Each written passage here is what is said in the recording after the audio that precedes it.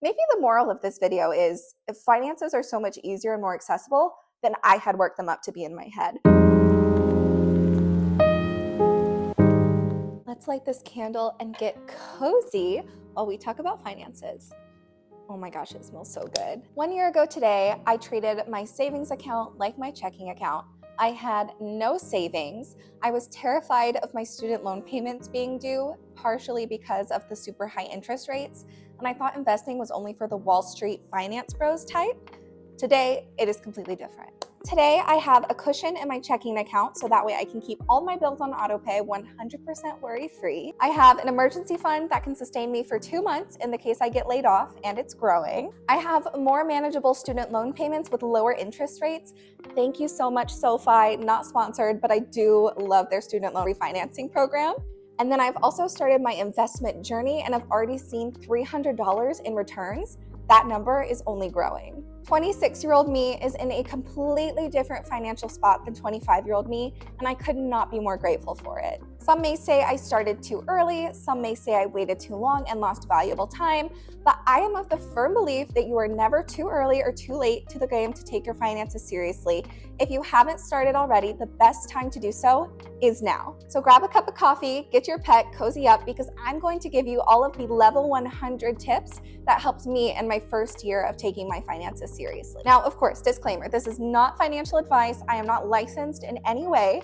I just know that it was really helpful for me when I was starting out to see real people talk about what worked for them. So I want to be able to do the same for you. If you see something you think it would work, maybe try it out. If you see something that you completely disagree with, no problem.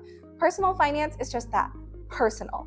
I don't want to pressure you to do anything that you're not interested in, but I do want to share with you practical tips that worked for me. Hi, I'm Emma. I am 26 years old. I had a birthday the other day, 26 years old. I live near Washington, D.C., so a very high cost of living area. I have over $75,000 in student loan debt that is accumulating by the day. And I do not have credit card debt, which I am so grateful for, but that was more chance than anything. 1 year ago, I wouldn't say I was in like a terrible spot financially. I just very much stuck my head in the sand. And that one unforeseen expense could have completely wrecked me and had me take on thousands of dollars in credit card debt. I bought whatever I wanted, whenever I wanted, and the saving grace was that I apparently have really cheap taste. Although I didn't have credit card debt, I routinely racked up very high balances that I was then worried and stressed over paying. I always paid it, but it was kind of like a skin of my, the skin of your teeth? The seat of your pants? One of those, but it was very barely that I was able to pay it. And then I was thinking, well, how am I gonna do this again next month? But it never clicked that I was the problem, that I needed to change. This cycle just kept happening, kept stressing me out. One day, the stress got super bad, so I said, you know what, sit down, look at your finances, see where your money is going.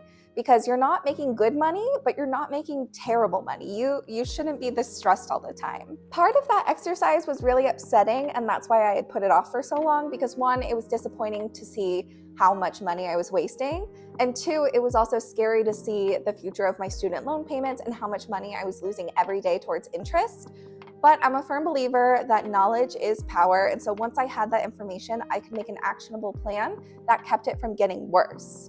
So here are my handful of tips, my level 100 lessons that I learned in my first year of taking my finances seriously, and I hope these help you. First, I challenged myself to start almost embarrassingly small. Now that I have kind of a year of taking my finances seriously under my belt, I've realized how much it is a muscle or a habit. So if you try to go from like level 1 to level 100 or even 1 to 50 right off the bat, you're gonna fall off. It's not realistic. So I said, you have to start so embarrassingly small. So my 2 ways I did this was, first, I was a big Starbucks fan, like 1 Starbucks minimum a day, right? I was so used to incurring that expense that I challenged myself, okay, I'm not saying you have to make your coffee at home every day, because that would have been a big shift for me. But every time you do make your coffee at home or you skip the $6 Starbucks, that $6 goes straight into your savings account, or it goes straight towards your student loans. I was used to spending the money, so it didn't feel bad to spend the money. It felt great to spend it on myself, quite honestly, because that's $6 less that could accumulate in interest on my student loans, or it's $6 towards a 3-month emergency fund in case I got laid off from my job. That was kind of my easiest way I have ever conceptualized saving money. It's not saying, okay, we'll save 100 from each paycheck. It's yeah, you usually spend this money on something, whether it's like a bagel out, a Starbucks out, or you DoorDash, or you buy yourself a little, I don't know, bracelet or something every time you go shopping. Challenge yourself not to spend the money on the thing, but instead to spend that same amount of money on yourself.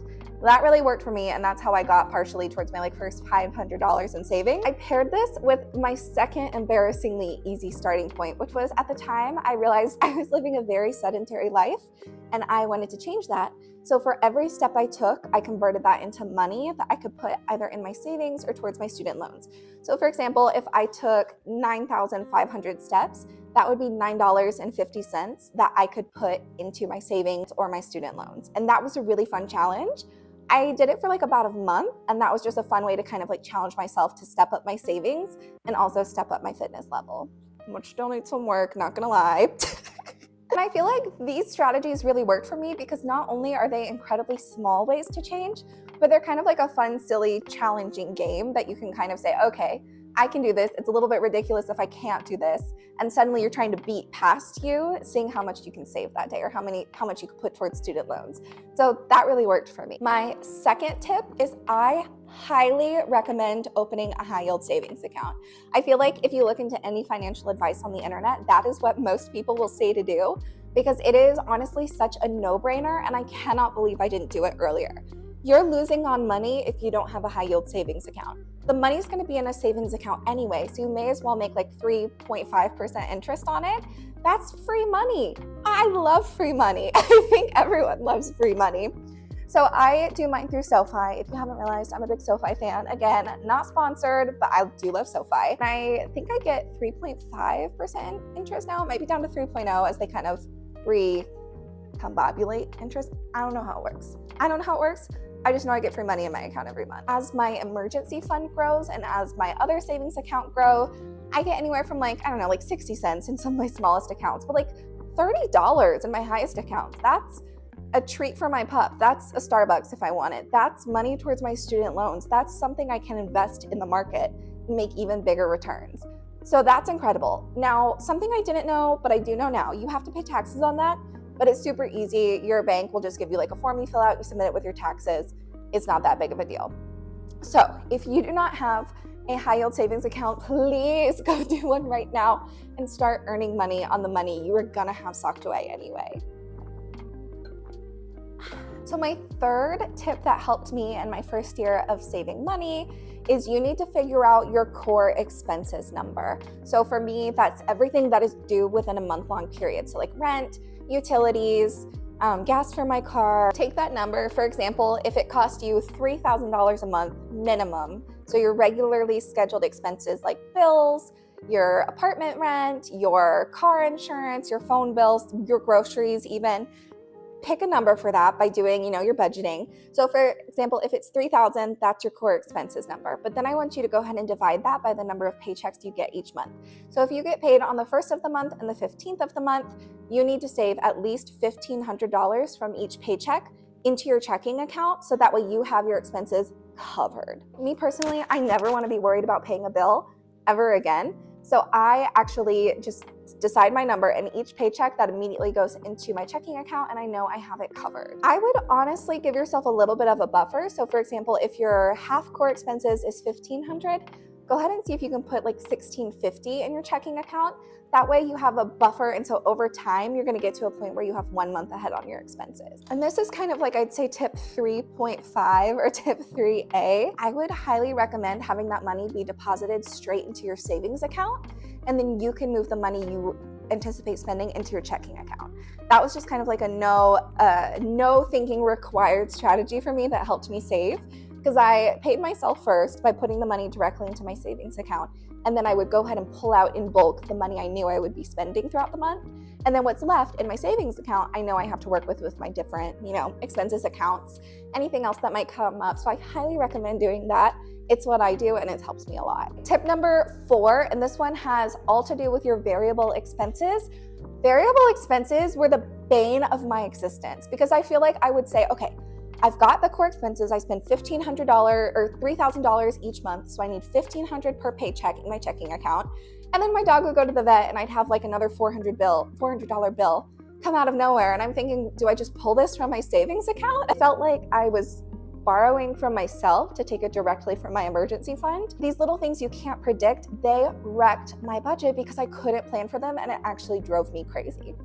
I learned this thing called sinking funds, and I don't know why. I had never known what a sinking fund was before, but quite honestly, they changed my life. How sinking funds work is they really attack your variable expenses for you. So for example, if I know that every 8 weeks or so, I have to buy dog food for Roman, that doesn't fit nicely or neatly into my core expenses because it happens kind of every other month, not monthly. So it's kind of hard. It's like I could save, if his food is like, oh my gosh, I'm gonna expose how bad at math I am. But let's say I need to save $25 per paycheck to pay for his food every other month. There's a huge chance that $25 is gonna end up going somewhere else. That's just, if it's in your checking account, sometimes it's fair game, honestly, if you have some surprise come up. So instead, I use my SoFi account to create a vault in my savings, and I'll label it like Roman miscellaneous expenses, or I'll put an emergency fund for his vet visits. That way, each paycheck, if I know something is coming up, I can start to tuck away a little bit of money each paycheck. So that way, when the expense does come up, I have it already set aside and it doesn't feel like I'm taking from my main savings. I love sinking funds. I love sinking funds so much. I have like 9 of them. It works for some people, it doesn't work for others. So like me, yeah, I have 9 of them. Maybe I'm crazy. My boyfriend, he just has 1 savings account because he likes to keep track of it in his head. I like to see it on paper, and I like to see the little goal icon move closer to making it 100%. All right, tip number 5, and that has to do with student loans. If you have student loans, it genuinely might be worth your while checking to see if you can refinance them. I didn't do it for so long. I thought refinancing was on the same level of severity as declaring bankruptcy. And that just came from kind of like a lack of knowledge and a lack of desire to figure it out. I thought if I refinanced my loans, I was essentially wrecking my credit score, I was ruining my financial history, and none of that happened. I've now refinanced, I had like 10, 12 student loans to start, and now I've consolidated them into 3 via refinancing. So that's been incredible. I was so scared of refinancing, but it is not bad at all. Yes, it requires a hard credit check. It dropped mine by like 4 points the first time, 6 points the second time. It's not detrimental at all, at least on my end. How I understand it now is all I'm saying is, hey, dear creditors, I was 18 and jobless when you gave me this money and this interest rate so many years ago. Now I'm 26, I make a steady income. I am a much more reliable borrower than I was then. Can you please lower my interest rate to reflect that? And that's how I've gotten lowest interest rates. It is so easy and so incredible. I, again, did this through SoFi just because I found their system really easy to use, and because I already bank with them, it makes it easy just to hook up to my checking account so the bills can come out, or so the payments can come out automatically. It took less than 48 hours for the application to process, and I lowered my interest rate from 10% at its highest to closer to 6%. I think I will keep refinancing if I can to try to get them lower, but that's not a priority right now, just kind of like looking towards the future, Now, just a caveat on refinancing. If you have a mix of federal student loans and private student loans, make sure you read the fine print, because your federal loans carry more flexibilities than your private loans do. So for me, I am refinancing mostly private loans, but some of my federal loans had like 8% interest rates, which is ridiculous for a federal loan. So I refinance them as private loans, but you do lose some protections if you move a federal to a private. I'm happy to talk about that further, but that might be worth some research if you have a mix of both, just to make sure you're making a truly informed decision. But from a private loan perspective, all you're really doing is shifting the loan from one company to another, ideally with a lower interest rate. Okay, my last tip, number 6 for this video, is all about investing. I was so scared of investing. I thought only people who were Wall Street types or finance bros or who were really good at math could invest. And I thought of it as this really risky thing. And I'm not a risk taker. I'm a risk averse person. So I thought, no, I'll keep all my money in my savings account. I'm still learning about investing, so I won't talk about it too much because I don't want to come from a place of not knowing much and then telling you wrong things. So I'll stick to the core of things that I do know. If you want to know more, I highly recommend the Girls Who Invest podcast, which I can link in the description. They give They give fantastic financial tips about how to invest and how to start that journey. And they make it really accessible for young women specifically, which is perfect. Maybe the moral of this video is if finances are so much easier and more accessible than I had worked them up to be in my head. Maybe your goalpost is different, but at least for me, I thought they were insurmountable. You had to be Dave Ramsey or Caleb Hammer to understand it. But no, I'm Emma. I'm just regular, and I have taught myself so much. I firmly believe you can do the same thing. Basically, each of these 3 accounts gives me options. So for the Robinhood investments, the fun investments, I can pull those out anytime. I understand it to be penalty free, but I can double check. So that's case, it's kind of a fun thing, but if I run into a financial issue and I need to pull my investments out, I can. The Roth and the 401k, that is for future me. If I am blessed enough to make it to a good old age, I don't want to have to worry about paying for my kids or having my kids take care of me or not having money to fix the roof if it's going to collapse or having to work past when my body can support me. I really want to make sure I'm prepared. And I'm not contributing a lot because the good thing about being 26 and starting to invest versus like 56, you have a lot of time on your side for things to grow. So I pick pretty easy ones. I pick things that mimic the S&P 500 or their international equivalent, and then the accounts do all the hard work for me. I also thought that you had to have like a financial advisor if you ever wanted to invest. That's not true at all. There is so much information online, so many apps, so many podcasts, so many videos that can teach you the basics you need to get started. And with something like investing, getting started is going to be your best bet because every day that money can grow, it can fall, whatever, but over time, statistics show it's going to increase. So the earlier you can start, the better. Okay, I have yapped for so long that the light outside is starting to change, so I will probably leave you here. I just wanted to say I have learned so much in 1 year, but I truly have so much more to learn and so much further to go. I'm really genuinely satisfied with the progress I made in the past year, and I hope sharing some of these tips might help you get started as well, because really I think the biggest obstacle is getting started. I want you to succeed. I want you to succeed so bad. I want all of us to succeed. I want us all to feel comfortable with our finances and the peace that comes with planning for our futures. So please give some of these strategies a try if you think they might work for you. If you have any questions, I'm happy to answer. I wouldn't say I'm an expert, but I'm happy to share anything that has worked or hasn't worked for me. Please leave any tips you have in the comments. I would love if you subscribed. I talk about finances, slow living, the post-grad life. I read a lot of books, so there are a lot of books on this channel as well. But thank you genuinely so much for watching. I wish you all the best and have a great day.